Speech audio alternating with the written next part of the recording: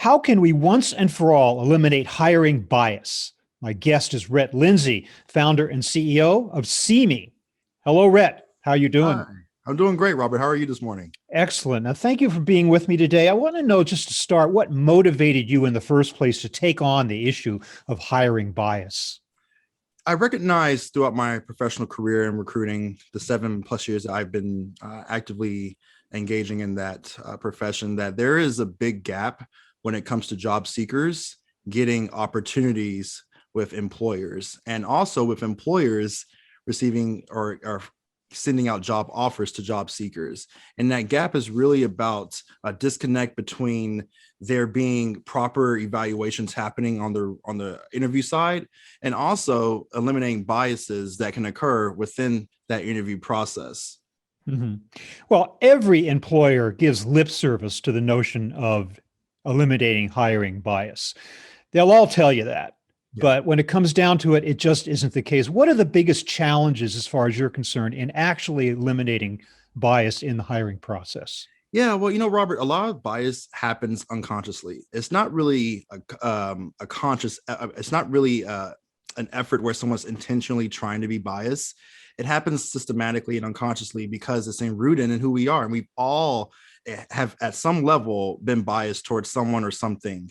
It's ingrained in us, and so it's really about rewiring and re-engineering the fundamentals of how we look at people, how we evaluate their backgrounds, their personalities, their characteristics, and really just more so focus on their skill set and experience and how that relates to the opportunity at hand when it comes to evaluating job seekers. So a lot Mhm. of things that people might have common biases towards, whether they're knowledgeable of it or not, could be someone's name. It could be someone's gender, someone's experience in the workspace. How long have they been in the professional workspace? Are they really, really seasoned? But this opportunity might be looking for someone that's more mid-level.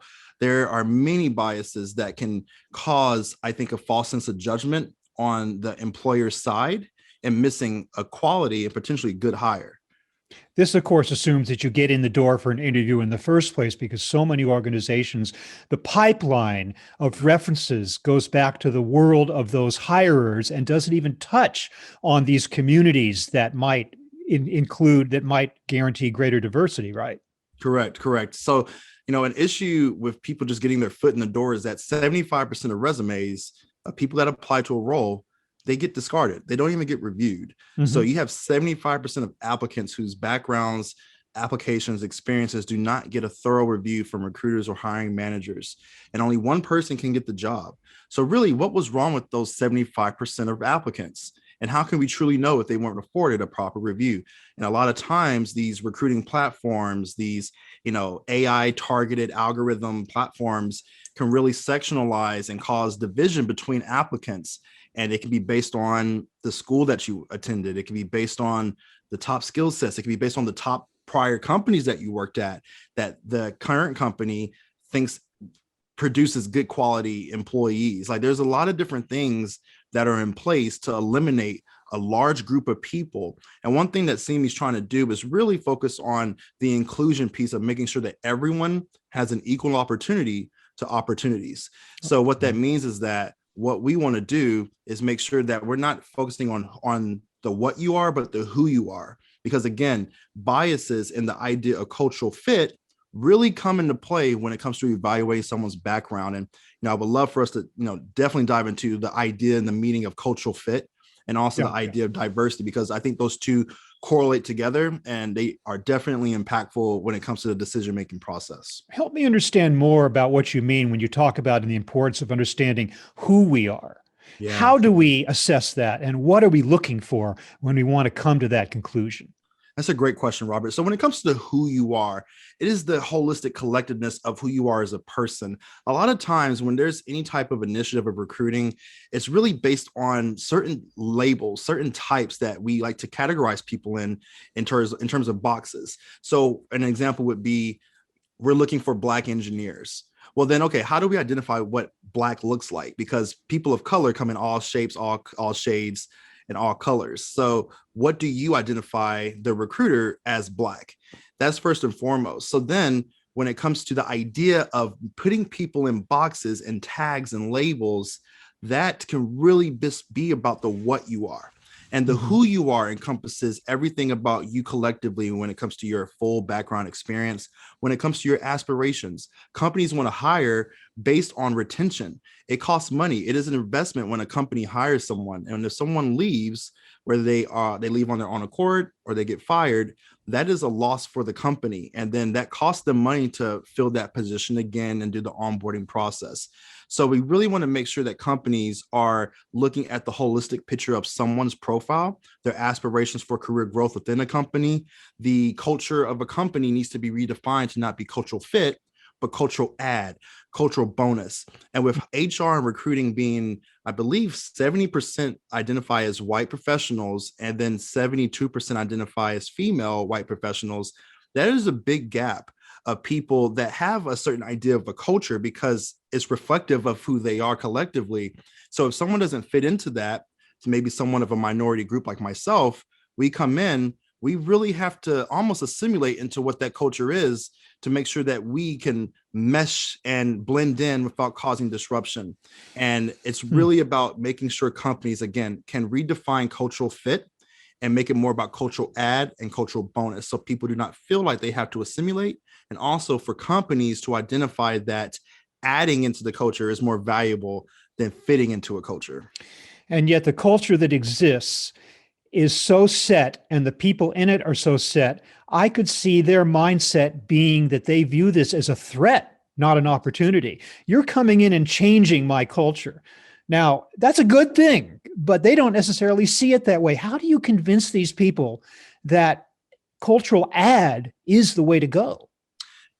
It's not an easy process. This isn't an overnight initiative that's going to have an effect instantly. It's going to be a gradual growth and a gradual transition. And I feel that it's about re-strategizing and re-engineering our mindset. So really, you want your workplace to be reflective of society. Society is a blended atmosphere of individuals, of demographics, of diversity. And if you are threatened by the idea of someone that doesn't either look like you or someone that you feel you can't go out to have a drink with because they don't fit your social culture, then that's something that you have to look inwardly and kind of reflect on what biases are those and where is that coming from? Where is that stemming from? And how is that impacting the growth and the scalability of your company when it comes to hiring? Mm-hmm. And you mentioned the importance of kind of sussing out the aspirations of the candidate. Well, that is a question that every employer asks. What Mhm. do you want? What do you want from this company? Where do you see yourself in 5 years? All that kind of stuff. The aspiration question is pretty common.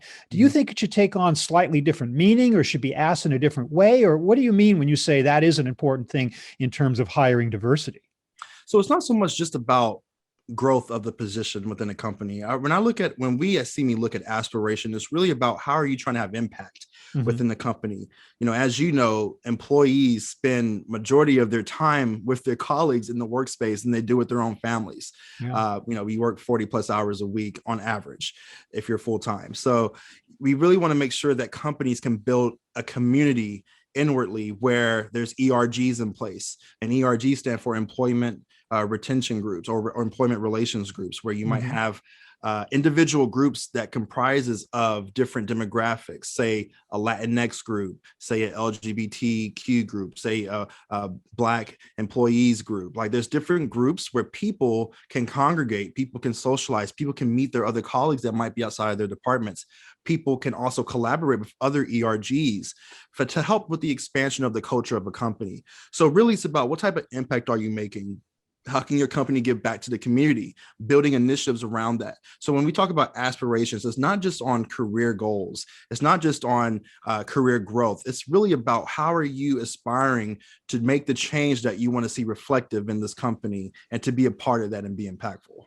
Tell me a little bit more about your own journey as you experienced bias, I'm sure, which has led you to this point in your life where you think it's an important issue to address. I'm trying to picture you sitting in a room being interviewed and thinking, this isn't the way it should go.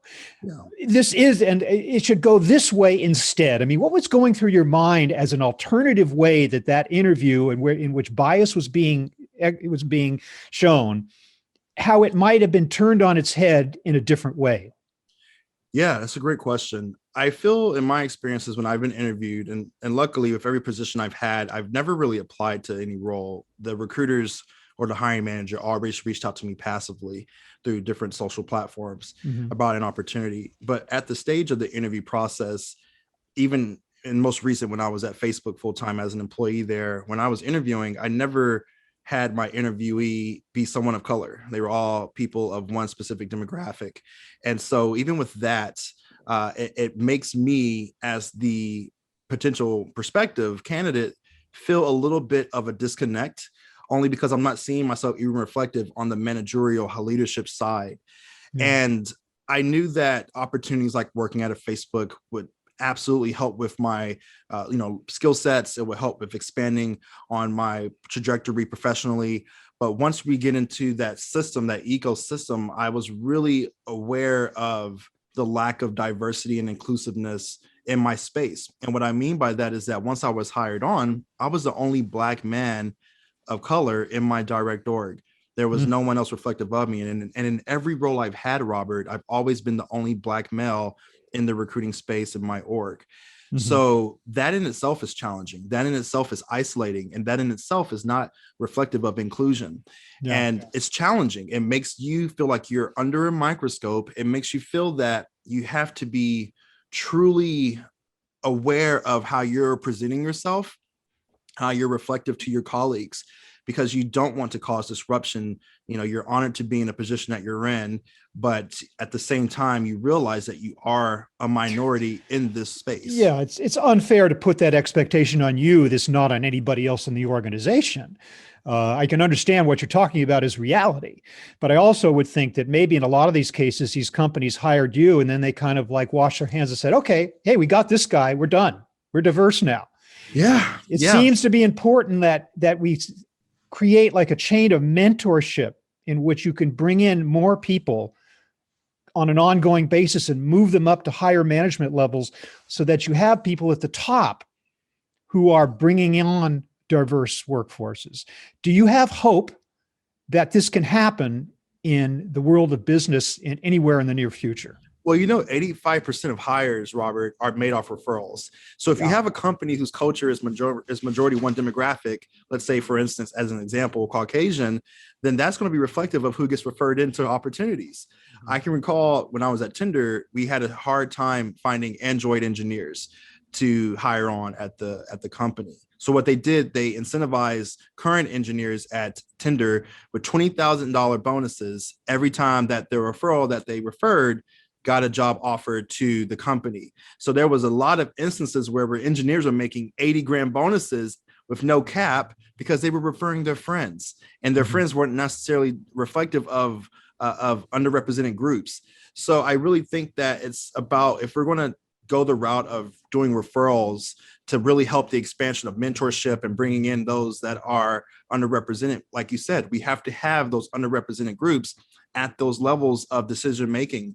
And it's not reflective of that normally, especially within tech when it comes to the company structure. Yeah. Well, again, despite the statements of so many companies in the business world today about their commitment to diversity, it sounds like we have a long way to go. But Rhett Lindsey, you've helped to kind of light the path for us today, and I thank you very much for helping us to understand the big issues underlying hiring bias and giving us an idea of how we might begin to eliminate it. Thank you so much for being with me today. I appreciate your time, Robert. And just to leave off on a good note, I really want people to know that inclusion is the connector between diversity and opportunity. So if you take that mindset and you implement that into your company structure, I guarantee that you will see turnaround in terms of building an inclusive workspace. Thank you, Rhett. Thank you.